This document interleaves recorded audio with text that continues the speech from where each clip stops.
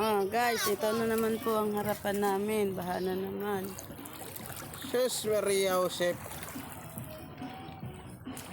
Oh, Bumabaha.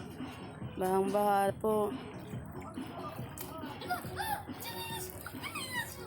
Napaikutan na kami ng baha dito. Yung bahay namin ay paikot ng tubig.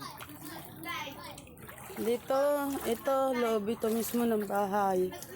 Yan. Oh, ito sa loob ng bahay namin. Lahat ng gamit nakalabas. Basa. Lubog. Kahit saang bahay dito sa may amin, nanlulubog na rin po. Ito po ay November 17. Ang oras ay 6:43 ng umaga dito sa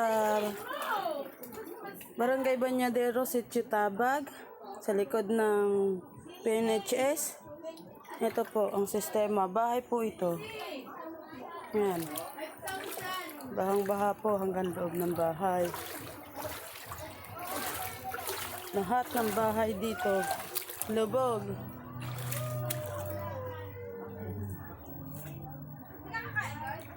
Ayan po. Bahang-baha po ngayon dito sa may amin.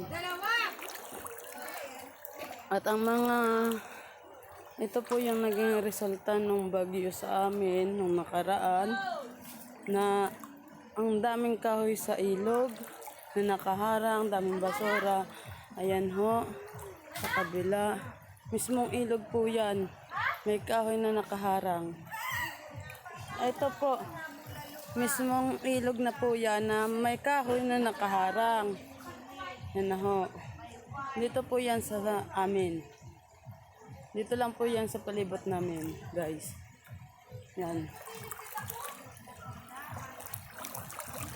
Op, ang lalim. Nabasa na tuloy ako. Yan, bahay po yan ng kapatid ko. Yan, sistema. Yan. Ito, mismong bahay po, pero ayan po ang sistema dito. Lubog na ang Philippines! Lubog na lubog po. Lubog na ang Philippines! Yan. Konting ulan lang po dito sa sobrang dami po ng Nakabarang kahoy! kabarang kahoy sa ilog. Hindi tinatanggal sa ilog. Ito ang nagiging resulta dito sa amin. Pinutol na kahoy yung mga sanga nasa ilog. Hindi makaiusod ang tubig. Kailan po kaya ito magkakaroon ng aksyon na ang ilog ay tanggalan ng Para mawala ng mga kahoy? Guys, ito. Lahat po kami dito bahang-baha, lubog, at lahat kami dito ay nabasa. Laging ganito, konting ulan. Dahil sa naging resulta nung magkaraang bagyo na ang mga kahoy ay nasalanta na nakaharang mismo sa ilog. Mga pinawis yung kahoy na nagbara nung nakaraang bagyo ay mga nakabara po sa ilog. Ito po ang sistema dito sa amin. Ito po mismo, harapan namin to. Yan. Yan. Harapan po ng bahay namin yan. Guys.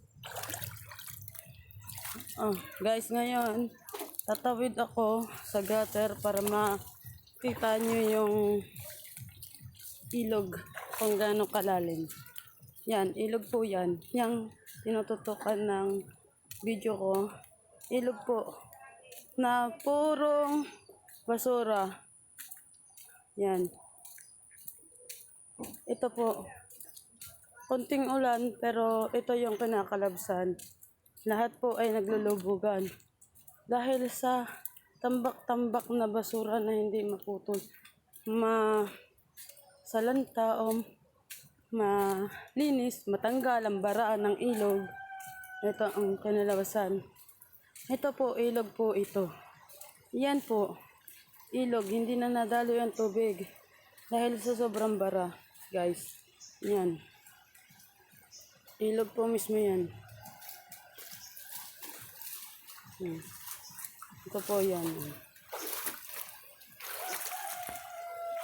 Yan yung sistema dito sa amin. Kunting ulan